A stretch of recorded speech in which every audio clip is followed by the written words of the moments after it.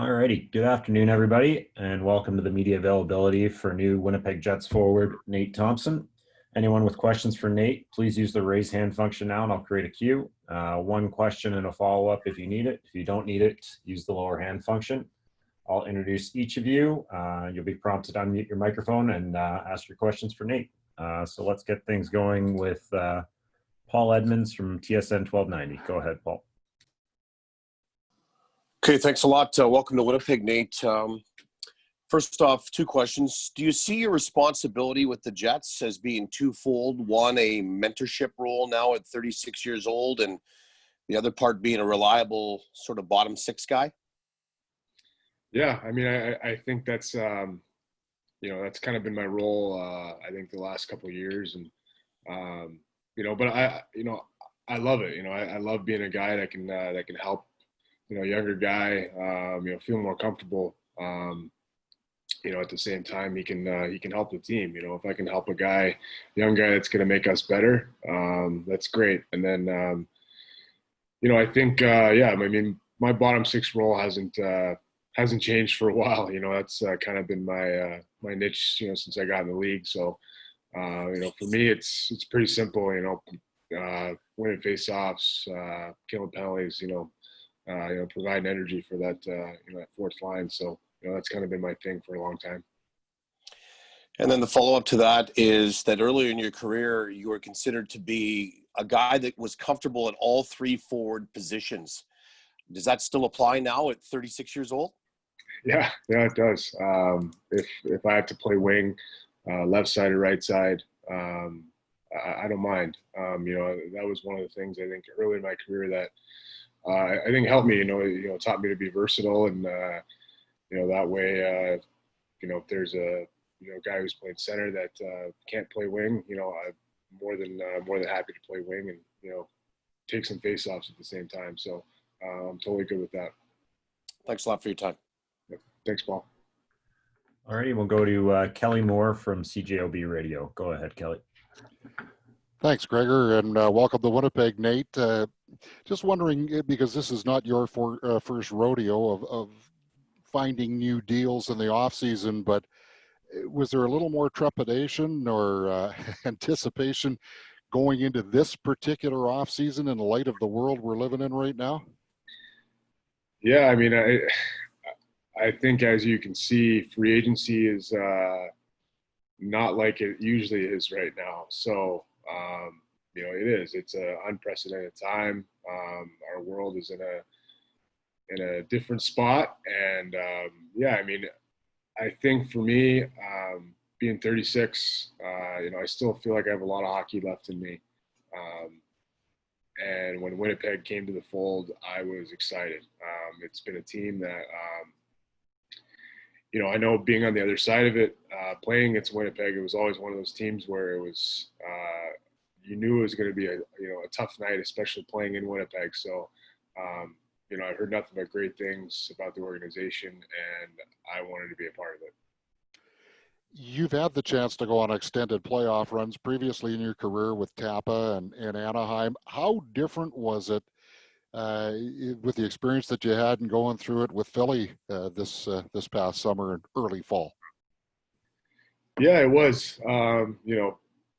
Obviously no fans and being in a bubble, but at the same time, it was it's playoffs. I mean, you guys watched it too. It was still intense hockey. It was still a high level of hockey, and it was a lot of fun. So the playoffs is the playoffs, and there's nothing better than playing at that time of the year.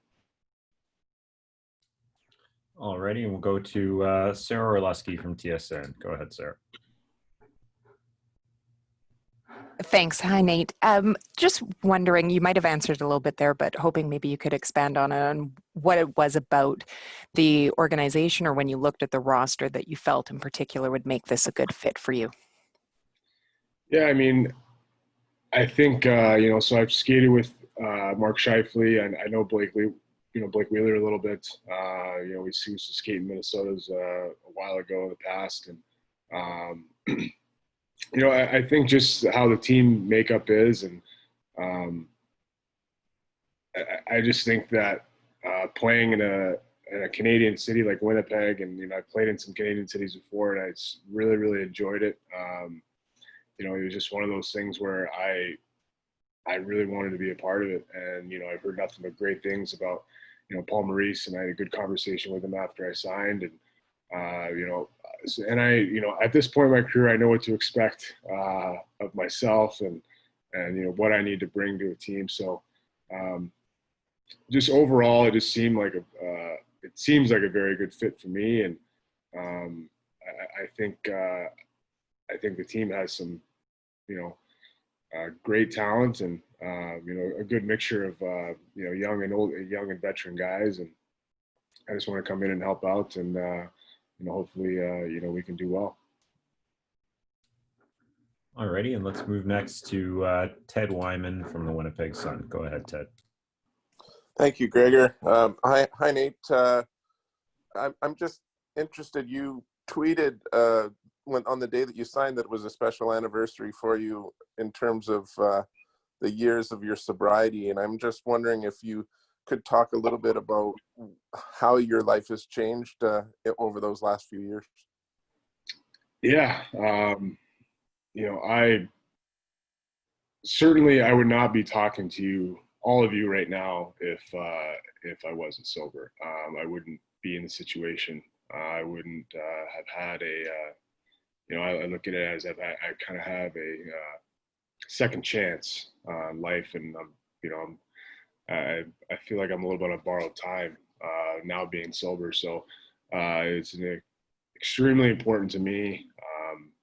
It's changed my life for the better. It's changed my life for everyone else around me, and I'm extremely grateful that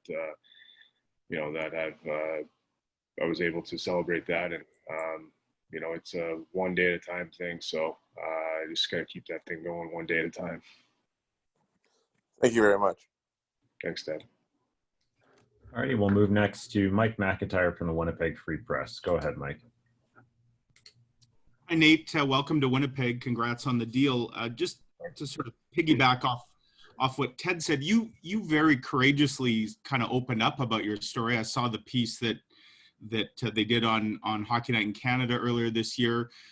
Why was it important for you to speak about that? That's something a lot of people might shy away from, especially a pro athlete. And what was kind of the fallout or the reaction that you got within the hockey community and beyond, just for sharing your story? Yeah, I mean, that's a good question. I was extremely apprehensive about doing that story before doing it with Christine Simpson, and after talking to my wife about it, and thinking about it over and over, I think the biggest reason why I wanted to do that story wasn't because of me. It was because if I could help just one person, feel comfortable getting help or reaching out, then it was a win. And that's one of the biggest reasons I did that. And that's, it was a hard piece to do, but I think it was worth it if I was able to help some people. And I did. I got some good, some good feedback from people, a lot of people reaching out, saying that, it helped them in their recovery, and hopefully it helps some people, ask for some help. That's terrific, and thanks so much. Just one other question, Winnipeg. Just looking at some previous stories that have been written on you, looks like you had a pretty special moment in Winnipeg just before last Christmas, when you were in here with Montreal playing the Jets, and I think your young son was here in Winnipeg. What was that moment like for you last season? Yeah, it was awesome. My son, he lives in Minnesota, which is not too far from Winnipeg. So also another great reason why, to play in Winnipeg now. And yeah, I mean, it's awesome. Whenever I, see him when he comes to visit, or, I can see him in cities he's close to, especially now being in Winnipeg, it's special. It's special having him there at the game, and, being able to bring him down to the locker room, which that's his favorite part, is just being in the locker room. I don't even know if he cares about the game. He just wants to go in the locker room. So, yeah, it's a pretty cool thing. I'm excited to be close to him this year. Awesome. Thanks. Alrighty, and we'll move next to Ken Weed from sportsnet.ca. Go ahead, Ken. Thanks, Gregor, and thanks for joining us, Nate. The hockey world's such a small place. Would Devin Sadaguchi have been one of those guys who reached out? Obviously, he was a guy who played here and was pretty open and with his own battle. I know Devin. We crossed paths when I was with Anaheim, and he was in LA, and we were kind of going through the journey together then. We still keep in touch, and that's the cool thing about going through this or walking through this journey is there's a lot of guys in the league that have gone through stuff like this, and it's kind of a small little fraternity that we can lean on each other and help each other through it, because it's not something you want to do by yourself. You want to have a support group and guys that you can lean on, and he's definitely one of those guys. Thanks for sharing that as well. And just on the hockey side, I mean, as an experienced guy, what are the keys to fitting into a new group? Fitting into a new group, I guess, practice the last few years. I think for me, I just try to be myself, play my game, and just bring some enthusiasm to the room. I've played a little while now, and I think the biggest thing is just you're being a good teammate, you're being a pro. Those things are going to have you fit in pretty quickly. So just go about it that way, and it'll be all right after that. Thanks for your time. Appreciate it. Thanks, Dan. And finally, we'll move to Tim Campbell from NHL.com. Go ahead, Tim.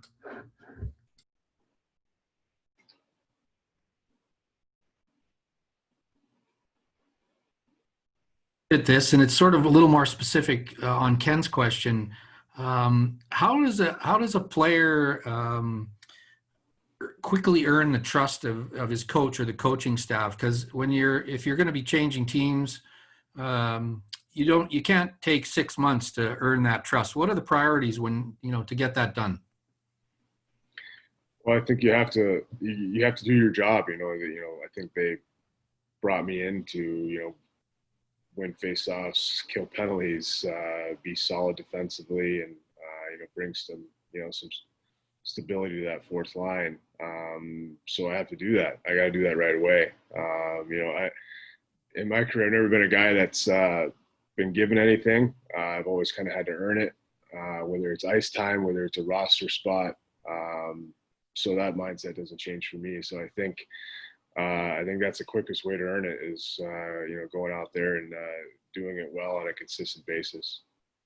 Thanks, Nate. Thanks, Tim. And we'll go to Sean Reynolds from Sportsnet. Go ahead, Sean. Hey, Nate. Welcome to Winnipeg. Thanks, Sean. We've seen a lot of teams in the offseason address team toughness, and clearly from that playoff grind that we saw all those teams go through, it's clear the teams need to have that grit to succeed in the last couple of years.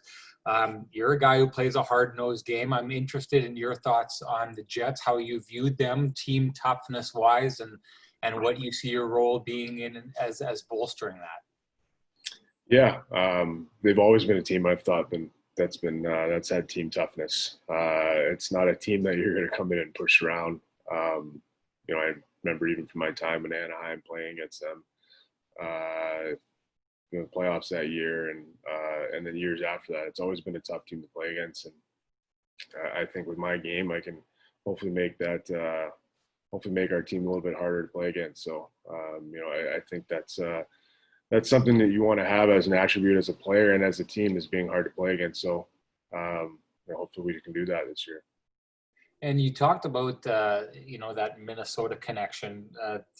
We've known here for a long time, this is a team that has a lot of Minnesota connections. We talked about the Minnesota Mafia in the past. I wonder, is it well known in Minnesota that Winnipeg is a team that has an affinity for Minnesota players, and does that mean something to Minnesota players as far as choosing Winnipeg as a destination? I don't know. Being an Alaska boy, I'm not sure. I know it's close, right? So I guess you guys will have to ask Derek Forbert that for sure. I'm sure he can have a better answer for you than me. Appreciate that. Thank you. Yeah, no problem.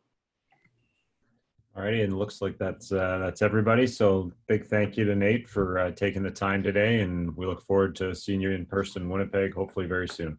Thanks a lot, Nate. All right, thank you guys. Appreciate it.